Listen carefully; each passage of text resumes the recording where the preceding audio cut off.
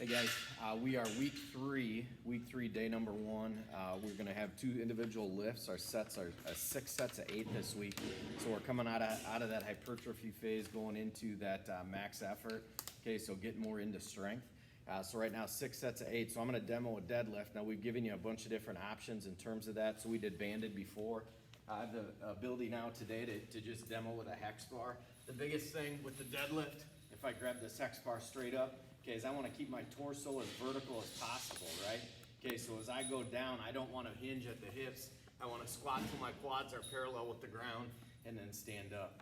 Okay, now varying equipment, depending on what you have at home. Obviously, we've done the banded one, okay, band under your feet. If you have just a straight barbell, remember we're going to use an opposing grip to deadlift, so 1 over, 1 under, okay? So 6 out of 8 on deadlift. Coach Maney is going to demo the squat quickly. All right, so back to the back squat, a couple different ways. You can use a band, right? We're gonna get underneath the band like we've showed before. All right, taking the band over the top, nice tall torso, lock the lower back into place. Start by driving the hips back, keeping the weight on the heels all the way down to the bottom. Coming up fast, all right, good tempo, right? Tempo slow on the way down, fast on the way up. Take a look, you can use a barbell and do the same thing if you have that at home. If you don't have that, maybe dumbbells or some type of kettlebell in front, all right, for a squatting position. So whatever you have to give yourself a little bit of weight, maybe a backpack, anything that'll work, but using that technique. Then we're going to go into a 3 lift rotation. So we're going to do a skull crusher, diagonal lunge, and a good morning. So that skull crusher, just a tricep movement, right? Okay, so anything that we can do overhead is good. The real skull crusher, okay, is an easy curl bar. We'd be on a flat on our bench, okay, and we're going to have that barbell right here. You could use a plate too, and we're just going to bring that down right past your hairline and up. Reminder, we want to keep those elbows tucked nice and tight, so we don't want them wide on any of that extension stuff, so elbows as tight as you can on tricep extension. We're going to do a diagonal lunge. Let's use a goblet squat kettlebell position, so centered. All I am is when I say diagonal, okay, I'm going at a 45-degree distance, okay, out to the side, push back, again, be athletic. Step back a little bit so you can get a better look. So me facing straight at you. Okay, just going out at a 45. Big push back and be athletic, okay? Then the last one is good morning. So again, that's a low back posterior chain lift. All we are is really lightweight. You could use a red band or like a 10 or 15 pound dumbbell kettlebell. And all we're doing is bending at the waist. But as you can see, I want my knees slightly bent, so I don't want my knees locked all the way out. So slight bend, posterior chain work. Do not push the butt back. Push the shoulders forward. The difference between that and an RDL is you're going to feel that in your hamstrings and your low back once you get to the bottom. But again, this is an extremely lightweight movement, right?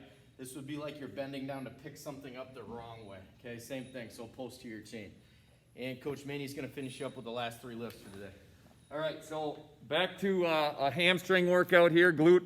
We're doing a hip heist. A couple different ways you can do it. We've done it off the floor numerous times, where again, if I were to lay on the floor, your feet are about shoulder width apart here, okay? Hip width apart. You're gonna pretend that there's a playground ball in between your knees. You're coming up, driving, holding, contracting the glutes and hams for a couple seconds and back down, all right? Again, really squeeze that up on top. The second one is a bench dip. All right, we've done these before as well. All right, those of you who have some type of bench or a chair at home, okay, get yourself slightly off of it. Walk your feet out, okay? Farther the feet out, the harder it is. All right, still keeping our hips fairly close to the bench so we don't put a lot of pressure on the shoulders. We're going down and back up. A good tricep workout. And then we're going to finish with a bent over single arm row.